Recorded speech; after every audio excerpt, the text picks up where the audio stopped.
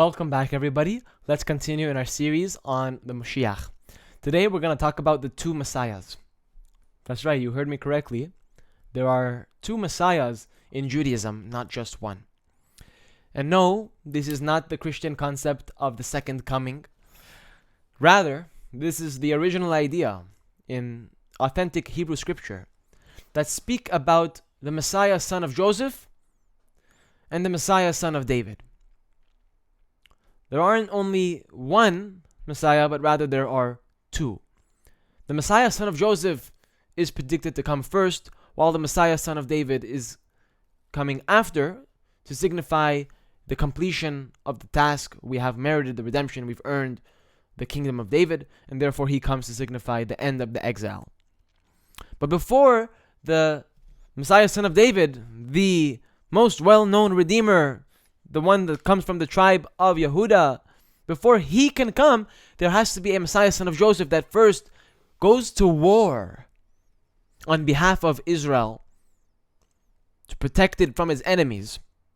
And not only protect it from its enemies in a defensive way, but rather to actively transform the world into a holy place, which means that it's not only a defensive war, but it is also an offensive war. So the war of the Messiah, the war of Moshiach, is not just about defending Israel, the same way we have today the Israeli Defense Forces. It's not an Israeli Defense Force. Rather, it is a two-front effort. On the one hand, you got to protect what's inside, and on the other hand, you got to transform what's outside. So it's not just about protecting the citizens of Israel and protecting the people. No, it's also an offensive war going out into the world to actively transform it into a place that can be inhabited by the light of God, that can be prepared for the redemption. Because the evil from this world needs to become eradicated before the Messiah comes, one way or another. And Israel is placed at the forefront of this effort, and he is responsible to transform this world and correct it once and for all. So let's talk a little bit about the Messiah, son of Joseph, Messiah, son of David, and map it into our inner world. Because we've talked about it in this channel, that there's an inner Mashiach. So if there's an inner Mashiach, well, now we're learning that there are two inner Mashiachs. There's an inner Messiah, son of Joseph, and an inner Messiah, son of David. So Mashiach ben Yosef is the warrior archetype. He represents the warrior who goes to battle on behalf of Israel. And he's called Yosef, he's the son of Joseph, because it corresponds to the Sephira of Yesod. The Sephira of Yesod is the location where all of the energy congregates before it is given over to the receptacle, to the receiving vessel, represented by Malchut. Malchut corresponds to Messiah, son of David. Because David is King David, is Melech. Melech is Malchut. He corresponds to the Sephira of Malchut. So first comes Yesod, then comes Malchut. Therefore, first comes the Messiah, son of Joseph, then comes the Messiah, son of David. The reason why the Messiah, son of Joseph, is a warrior is because the Sephira of Yesod is the war zone. That's the place that the forces of evil and the forces of good are fighting for control over the way you use your Brit, the way you use your sexual organ. The Yesod of an individual is the most important bodily organ because it is upon the Yesod that the purity of the body depends. The holiness of a person, the purity of a person depends on the sanctity of their covenant, of their sexual organ corresponding to Yesod. And that's why Joseph was tested by Potiphar's wife whenever he was a slave in Potiphar's house in Egypt. That Potiphar's wife came and seduced him, and it was in the area of Yesod that Joseph was tested, because Joseph corresponds to the Sephira of Yesod. So Joseph is connected to Yesod, which is the channel of life force. That's the organ from which our life force transmits into the female receiver, who then receives that and cultivates it into a new child. The act of intercourse is between the Yesod and the Malchut, really. The Yesod is the male sexual organ, while the Malchut is the female receiving organ, which receives the life force from the male and cultivates it into a new child. So It is for that reason that Yesod is so important here. That it is the very channel of life force itself, and it symbolizes the covenant between God and the Jewish people. Whenever the Brit of a Jew is damaged, it symbolizes a straying away, a diversion from the covenant that we were bound to, that we are still bound to in our contract with God. So Mashiach ben Joseph's role is to fight. Fight for the sake of purifying the body, for the sake of bringing redemption to this body, to make way for the Messiah, son of David. Because the Messiah, son of David, is when the job has been accomplished. The mission has been completed. You purified the vessel, you corrected the world, and therefore the Messiah, son of David, comes to signify the end of the exile and the beginning of the redemption. So, before Messiah, son of David comes in our individual journey, before we're able to reach completion, our spiritual goal, our spiritual aspiration of reaching completion, before we can reach that level of completion, we must first gain increase in strength and courage and fight to cut through the klipot in order to battle the Amalek, to prepare the way for the Messiah, son of David. Because Messiah, son of Joseph, is the one who takes up the sword and clears the field. And this reflects the inner struggle that every person has in this world. That's why this world is much like a war zone. The war zone is about, should I do the pleasurable thing that helps me in the moment, or take the path of pain and hardship, which will bring me even more blessings in the future, but in the short term, it's going to be hard. So that's my two choices. The war is between momentary satisfaction and long-term fulfillment. Now let's talk about Moshiach ben David. Moshiach ben David is like the gardener. We've spoken about it before. It's better to be a warrior in a garden than a gardener in a war. So Messiah, son of David, doesn't come to fight the war. He comes to congratulate you on completing the war and for winning the war. So David represents the sphere of Malchut because that's the vessel that receives and brings fruit. Malchut represents the produce of your planting, the reward of your efforts. That's what Malchut represents. It has nothing to do with work, nothing to do with war, nothing to do with pain or putting effort. No, Malchut represents the completion of your spiritual task. So Moshiach ben David does not primarily fight, but rather he cultivates, he brings peace, he nurtures growth, and he brings the ultimate flowering of the redemption.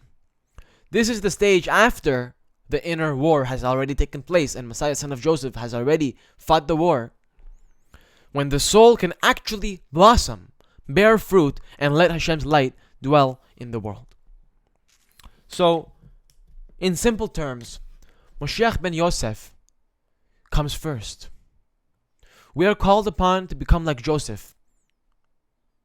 Who should we emulate? Who should we look to for inspiration in this war, in this struggle that we are in day in and day out? Joseph. Look at the life of Joseph. How he overcame his challenge and his test when he was faced with Potiphar's wife. It is through learning from the story of Joseph that a person is able to manifest their inner Messiah, son of Joseph, and bring the redemption symbolized by Moshiach ben David. But before we get to the Moshiach ben David, before we get to the redemption, you've got to fight the war that is necessary. Now, there is one other very important detail which I often forget to mention, which is, what is the Messiah, son of David, coming to bring? What is it exactly that he brings? Peace. Shalom. That's the goal. That's the outcome that we strive to attain. Otherwise, for what would we go to war? For chaos? For the sake of bringing more chaos? That's not a justified war. If a person fights a war for the sake of anything other than peace, whether for material gain, for survival purposes, for any purpose other than bringing peace, then that war is not a justified war. The only time that war is justified is when it can promise peace. And the war that is destined to happen before the coming of Mashiach is the only war that is justified, because it is the only war that can bring peace. There's only one war that is justified. That's the war on behalf of the truth. The war on behalf of God. The war on behalf of Israel. The war on behalf of Moshiach. Every other war and every other conflict that a person engages in that is for any other purpose than for bringing the truth of the Torah into revelation, for bringing the kingdom of David into manifestation, is an unjust war. And in fact, the reason why it's unjust is because it does not bring peace. It's not that it's bad because you're confused or because you're wrong. It's bad because it doesn't bring peace. So if we stop now, in between, in the middle, while we've been in the war, we've been fighting for years. If we stop now and we never bring the peace, then all of that fighting that we've done for the past years have been in vain. I'm talking right now about the inner war, but this applies in the same way in the outer war. For example, in Israel's war against Hamas. In the war against Hamas, if Israel just does a ceasefire now and stops fighting, then all of those who have died thus far died in vain. Because you didn't complete the job, you didn't bring the peace. The way you bring the peace is by eliminating the enemy, or by transforming the enemy. But not all animals can be tamed. Not every enemy can be transformed to become your friend, and therefore they need to be eliminated. And until your enemies are eliminated or transformed, the war is not over and the peace has not yet taken effect. You have not yet completed the job. You have not yet brought the redemption. You have not yet fought the war. So, the war of Mashiach is a prerequisite to the coming of the Messiah, son of David. So first comes Messiah, son of Joseph, the warrior spark, the drive to resist your negative temptations, the drive to overcome your weak, desires for self-gratification. You got to break down the falsehoods. You've got to have courage to stand strong against temptation and darkness. Stand up against evil and stand up for the truth. That's Messiah, son of Joseph. And then there's the gardener spark. The gardener is a person who brings the peace. He lives in a peaceful environment, in nature, planting seeds, growing crops, and harvesting. And that's a very peaceful experience. That imagery of a gardener is much different than a warrior. The warrior has to face struggle and hardship and negativity and overcome challenges, while a gardener has nothing to overcome. Rather, he has achieved the goal already, and therefore he's able to live in peace and sow seeds and harvest and grow crops, etc. That's our inner drive to nurture, to heal, to let your soul flower into harmony and bring blessing into the world. But remember, the only way to get to peace is through strength. If you don't have strong borders, if you don't know when to say no, if you don't have the capacity to go to war, if you don't have strength and courage that is necessary, there is no way to bring the peace. Because the forces at play will forever continue to fight for dominance over one another. Until such a time a Jew steps up in their position as the Messiah, their inner Messiah, they are the one to bring the redemption in their life. By learning Torah, by doing mitzvot, by doing good deeds, by listening to God, by following in the pathway of God, a Jew is able to bring this inner Mashiach, fight the war, win the war, and bring peace to their inner world. But if we stop short, if we give up in the middle, then all of that fighting and all of that sweat that we